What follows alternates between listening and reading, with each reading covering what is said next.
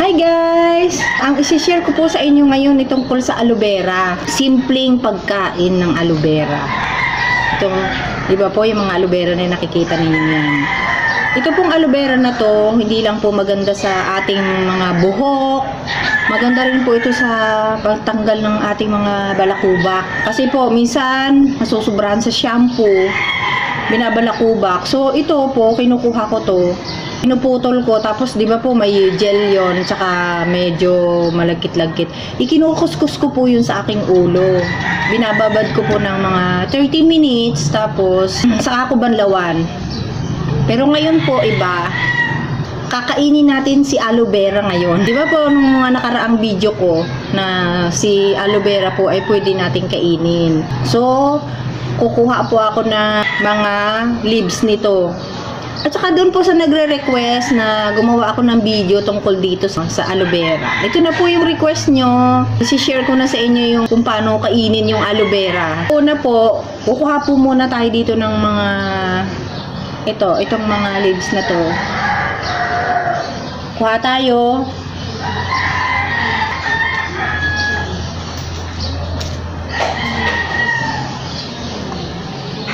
Ayan, may nakakuha na tayo ng isa.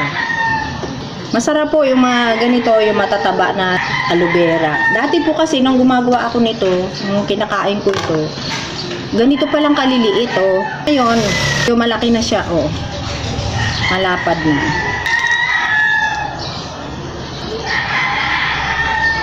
Ayan, oh, ayan, natanggal na natin yung aloe vera natin. Ayan. Ito naman po ay kahit natanggalan na natin to, ayan, pwede pa natin uling itanim, putulin natin dyan, itanim natin ulit para maging matibay siya. Tabi muna natin. O, 3 piraso lang muna, ayan, tanggal na natin. So ganito po yan. Tatanggalan natin ng ayan, alisin natin yung mga ano sa gilid, yung mga tinik-tinik. Masarap po ito pag natikman ninyo yung gel nitong aloe vera. So, babalatan natin yung aloe vera. Daming manok na tumitilaok. Ano po? Ang dami pong manok ng mga kapitbahay namin. Ayan. Gusto ko hanggang dulo yung kunin yung kanyang gel. Ganyan na lang natin.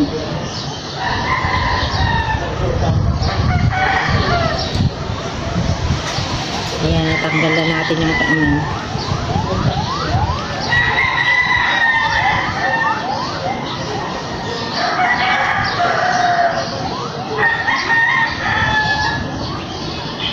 Ayan po, oh. Kuha na natin yung gel niya, oh. Ayan. So, slice natin. Malalaki po ang gagawin ko ngayong hiwa kasi yung una, nung gumawa ako nito, sobrang liliit. Sabi sa akin, hindi naman daw niya malasahan ng todo. Kaya ngayon, lalakihan ko. So, lagay natin sa pita. Aalisin po natin yung mga green-green kasi mapait yan. Kailangan yung gel lang. Madalas ko na po itong gawin. Kumain ng aloe vera.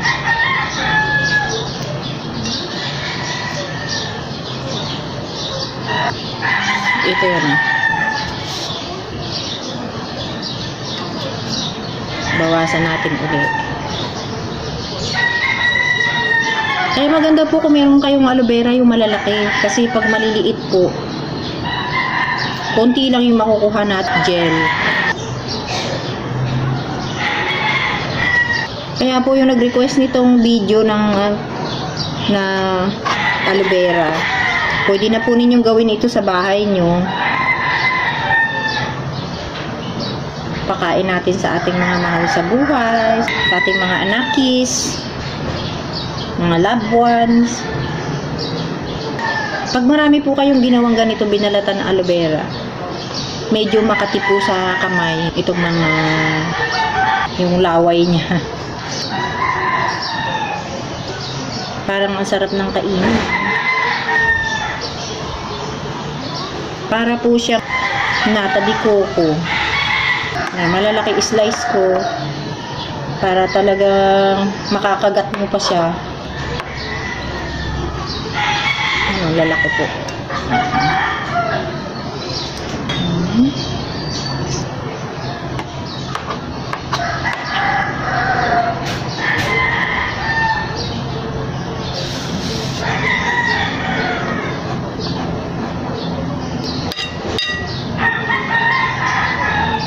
Pasensya na po kayo sa iba-ibang ingay.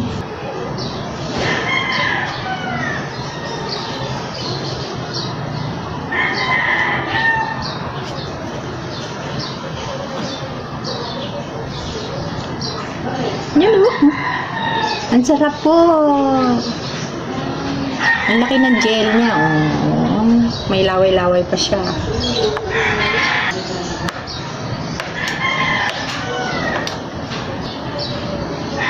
Talagang masarap to kasi ang laki po oh. Ang laki ng pagkaka-slice ko. Kailangan ubos natin yung walang matitira po na green na balat para po masarap.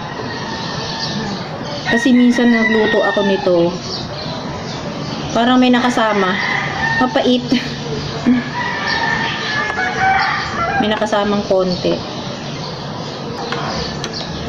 Yan, tapos na po natin hiwain. Ngayon, huhugasan po natin siya. Hugasan natin hanggang maubos yung laway-laway, yung mga ganyan. Yan.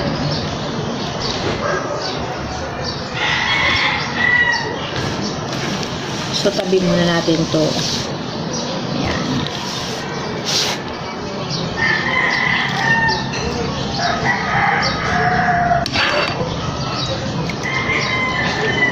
Ayan ang laway oh. Ayan. Kailangan po maalis yun.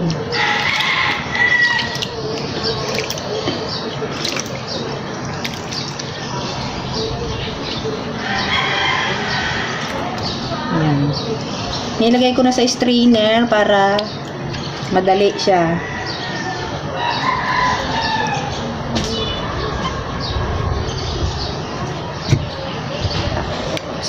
Pwede na nating iganyan dito to.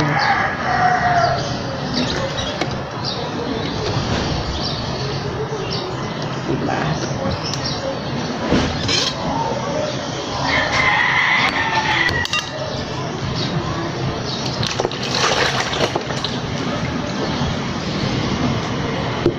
Sugasan natin ulit.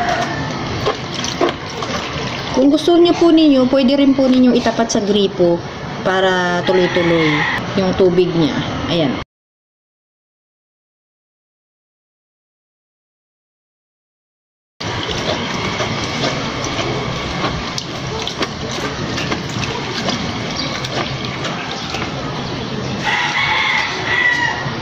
Wala po ako sa lababo kaya yan. Dito lang po ako sa labas. Ayan, dito yung lutuan.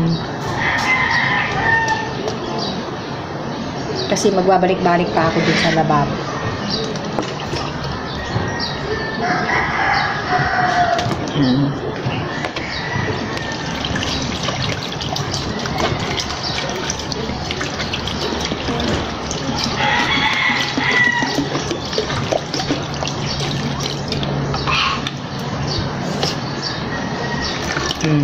Hindi na po siya malaway.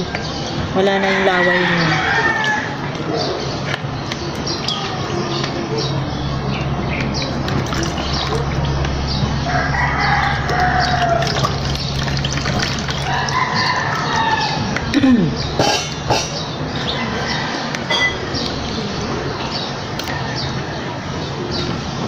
Ayan po oh.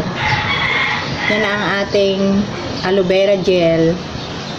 Yan. Malalaki ang slice niya kasi para nga masarap, maramdaman natin yung mga ngata natin siya. Yan.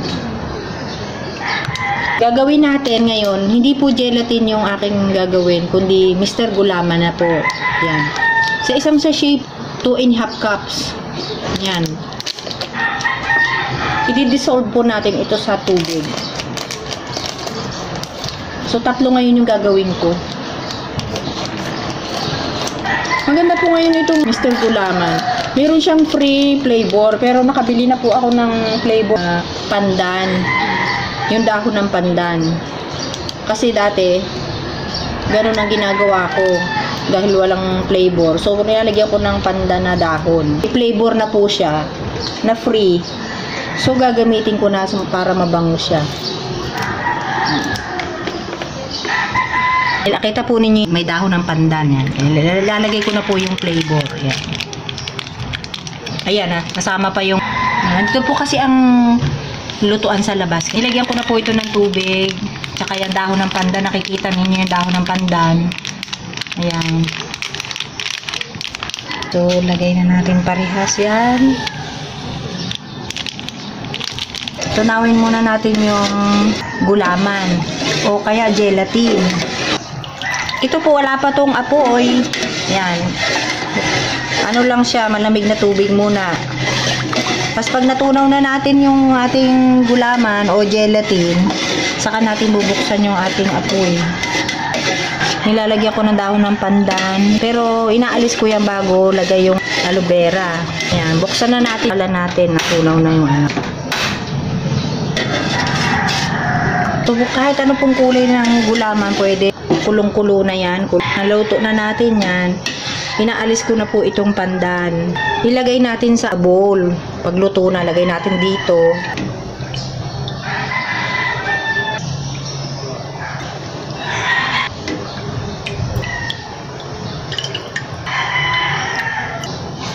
Yan.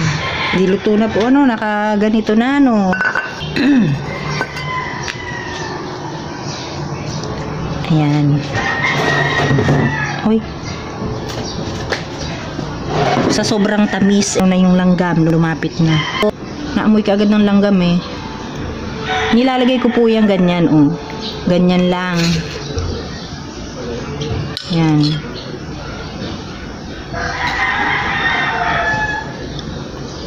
Yan, ganyan lang po siya. Tapos, patutuyin ko na siya, patitigasin, lalagay sa rep. Yung iba naman po, pwede rin po naman na ilagay ninyo mismo itong pinakang gel. Doon mismo po sa kaldero habang niluluto ninyo, ilagay ninyo ito, pwede rin po. Pero ang ginagawa ko po, pagkaluto ng gulaman or gelatin, saka ko po nilalagay yung aloe vera. Kasi, yun ang gusto ko eh. Pero kung gusto naman po ninyo, yun nga po sinabi ko, pwede ninyong ihalo ito sa gulaman habang niluluto ninyo. Ito na po siya. Yan, nakita po ninyo yung mga... Yan, malalaki. Nilakihan ko po para mismo yung talagang kitang-kita yung aloe vera at malalasahan talaga siya ng lasan-lasa. Kasi po nung unang ginawa ko yan, sobrang liliit ng aking pagkahiwa kaya hindi nila malasahan. Yan, titikman natin kung anong lasa. Yan. Ito ang aking finished product. Yan po, oh. Ating tikman yung ating ginawa.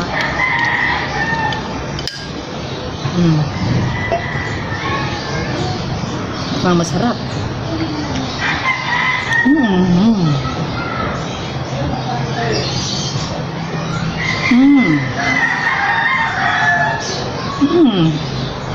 Ang sarap kasi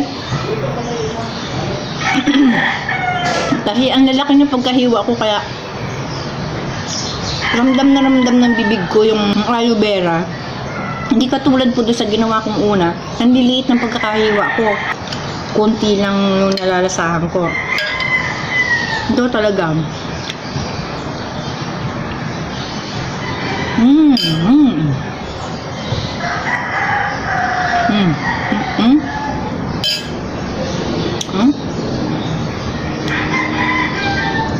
Sarap. Kaya po kayo, pwede na po kayong gumawa sa bahay nyo ng ganito. Ng aloe vera.